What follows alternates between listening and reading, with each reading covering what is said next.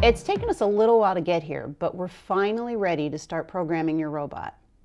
In our first program, we're simply going to have the robot say the pre-recorded phrase, "Good morning."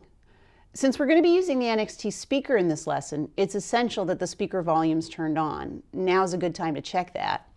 When you turn on your robot, do you hear the startup music? If not, you need to adjust the volume level on your NXT. And if you forget how to adjust the volume, you should go back and watch the lesson about NXT buttons again. It's in there. If you really wanted to, you could also choose to update the firmware, and that would reset the volume level, but I'd rather you get used to using the buttons. Okay, so turn off your robot, and let's get started with the programming. When you start up the software, the screen's probably going to look something like this. It's possible that when you start up, you'll actually see something that looks like this robot educator area too. And if you do, you can click on this lower orange X on a PC or just the orange X if you're on a Mac, and that gets rid of it. Okay, we want to write a new program, and if you look down in the bottom section of the window down here, there's a Start New Program area.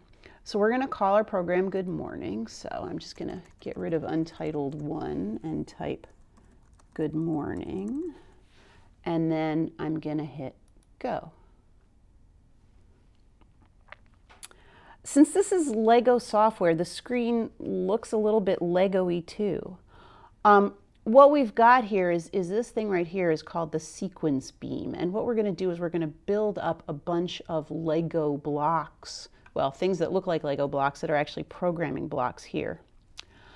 Down the left side of the screen, you should see these pictures. This is the common palette or the common blocks that you usually use.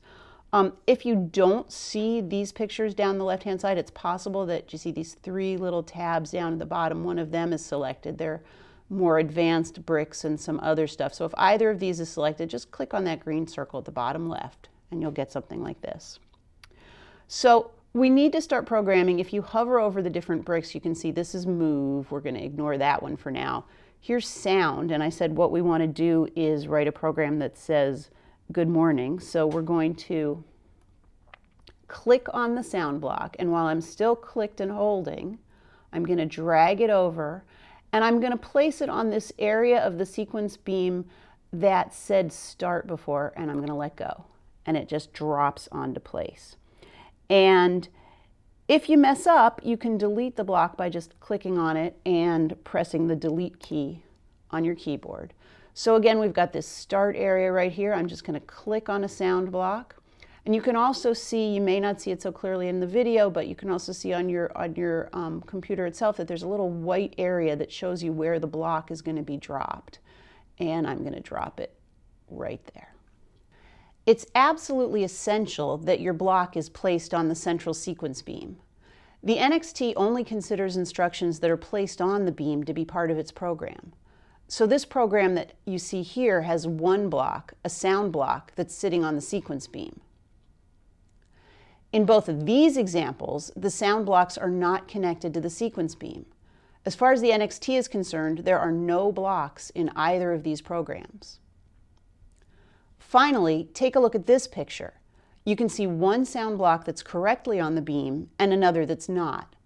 Notice that when you have one of each, you can actually see a slight difference in shading between the two, but it's pretty subtle. I know the examples I've just shown you on the slides make the error very obvious. I did my best to make it less obvious, but it was really hard to do so intentionally. Whenever you pull one of these blocks off the beam, once you're really close, it kind of wants to jump onto the beam.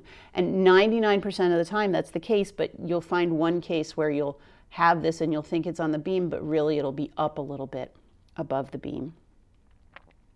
The important thing for you to know is occasionally it can look like something's on the beam when it really isn't, and so you should check for that if your program isn't working the way you expect it to. Okay, let's get back to your program. When you have a block on the screen, you don't actually know everything about that block unless you look down here at an area called its configuration panel. So if I click somewhere else on the screen, the configuration panel for that block goes away. but when I click on the block again, it shows up. And down here is the sound configuration panel, and you can see that my program right now is set to say good job. There's a lot of pre-recorded phrases in here that you can kind of go through and pick some. I wanted to use good morning, so I'm going to scroll down and find good morning, and then click on that. Good morning. And you heard the computer just say that too. It repeats what it's going to say from the NXT. Okay, so the last thing I want to do is I want to save this program. It's a very small program. It's just going to say good morning, but I want to save it on the computer. So there's a couple different ways you can save. You can click on the little save icon up at the top, and that'll save. The first time you save it, it'll ask you to name the program. It's called goodmorning.rbt. That's the standard ending for a Lego robot program. You can choose to leave it in the standard place. You can browse around and find somewhere else. I tend to leave mine in the standard place. On this laptop of mine, when you go to work in a school setting, you may want to be saving it somewhere else. But then I'm just going to click Save. Remember, right now your program exists on your computer, but it's not on your NXT yet. So connect your NXT to your computer.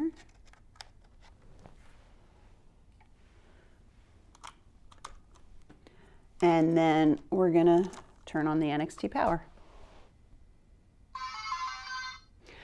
Take a look at your NXT screen and make sure that you have the USB icon in the top left corner. If so, you're good to go. If not, go back to the lesson on connecting your NXT to your computer. To transfer the program from the computer to the NXT, we need to use this button in the bottom right-hand corner. This is the download button. So all you need to do is click on that.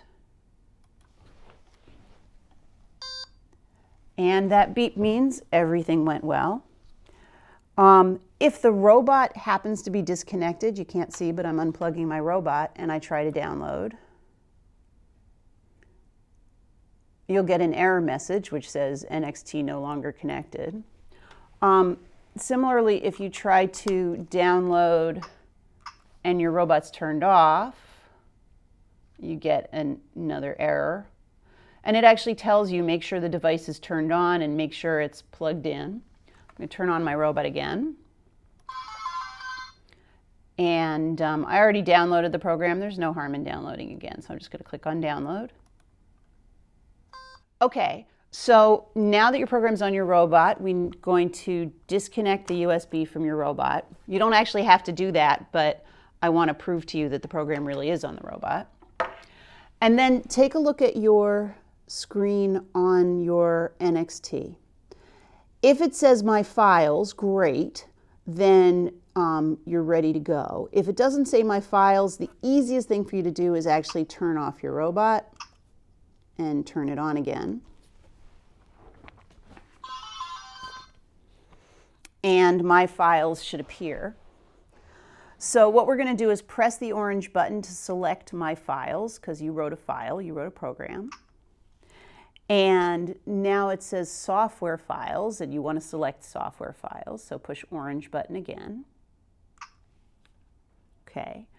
And on here now it lists your programs, and you can actually arrow through. If you had more programs on your robot, you can arrow through them, but it took us to our Good Morning program.